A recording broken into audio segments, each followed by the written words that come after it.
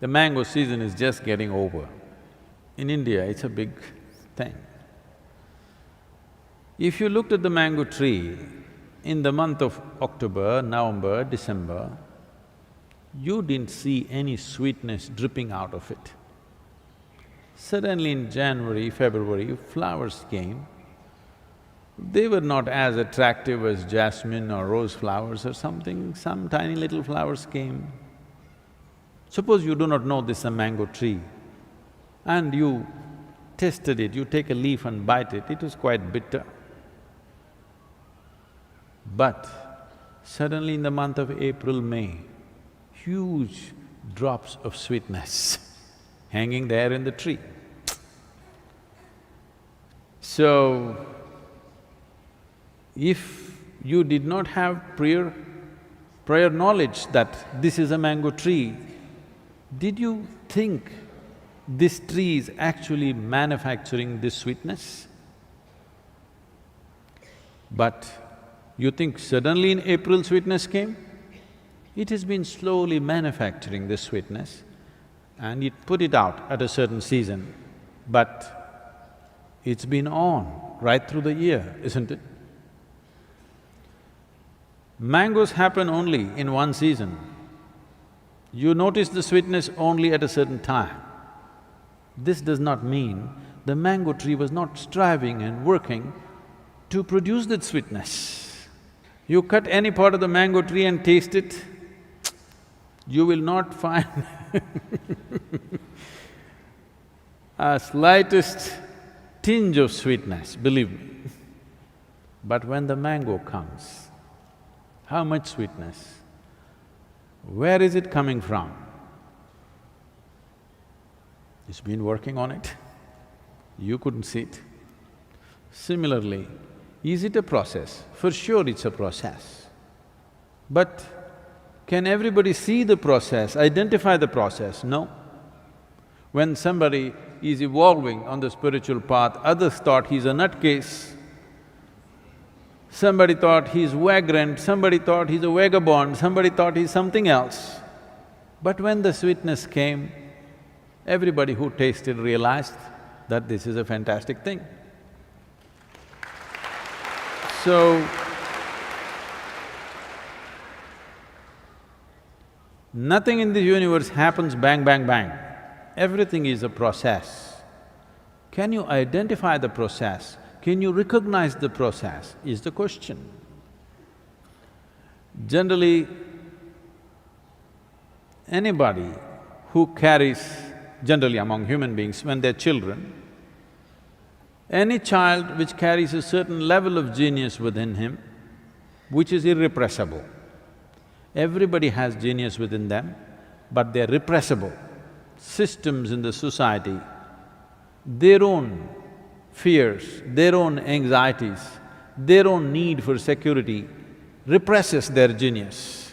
Every human being has some kind of genius, but over 90% of the human beings never find expression to it because they give in to other things. Other things become more important. When you were 12, 15, you thought, I'll do this, I'll do that, I'll go to the moon.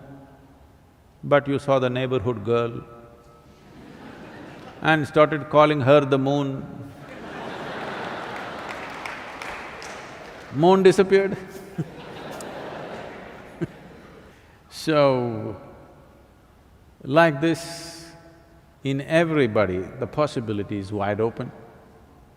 The thing is, can you sustain the process and allow it to become that possibility? Between possibility and reality, there is a distance. Most people neither have the courage nor the conviction to walk the distance. Largely, spiritual process is a kind of an entertainment. Go to discourse after discourse, discourse after discourse, read more and more books and debate how your Atman, Paramatman, your soul is floating here, there and about heaven and hell and everything, but do nothing about this. It's largely like entertainment. So, there is a process for sure. The process can be approached consciously or it may be an unconscious process, but you're doing the right things. This is the beauty of this universe. Whether you know or you do not know, knowingly or unknowingly, with discipline or with indiscipline, with love or with hate, if you do the right things will happen to you. That is the beauty of this universe.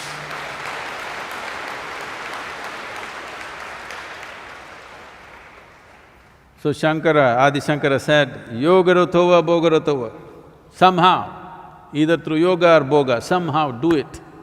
Somehow find the truth of your inner nature, because what we are considering as truth is simply this. Whatever works on all levels of life must be the truth, isn't it? Whatever really works on all levels of life must be the truth.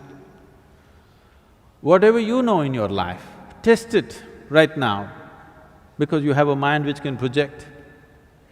Right now, you are striving for a certain level of income or a certain kind of house or a car or something else or something else. Put yourself in different stages of life and see if it still means a lot to you. See, suppose not tomorrow, let's say 100 years later, you're on your deathbed. Just see if your jewelry, your makeup, your car will mean something to you on that day. This does not mean you must give it up today. It is just that you must keep it in its place, you must not carry it in your heart.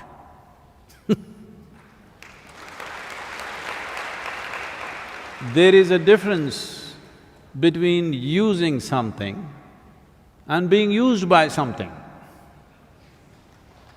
Most people do not know how to use the things that they buy. The things that they buy are using them up. They're enslaving the human being. Whatever things you want to use, you can use, that's not an issue. But the problem is, you let those things use you. This is not okay.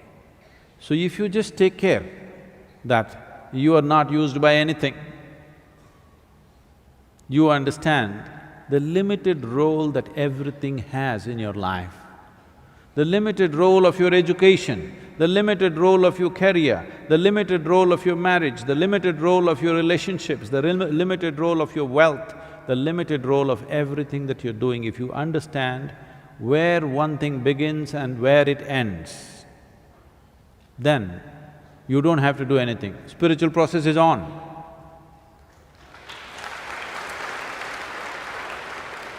When the season is right, the flowers will bloom and mangoes will come.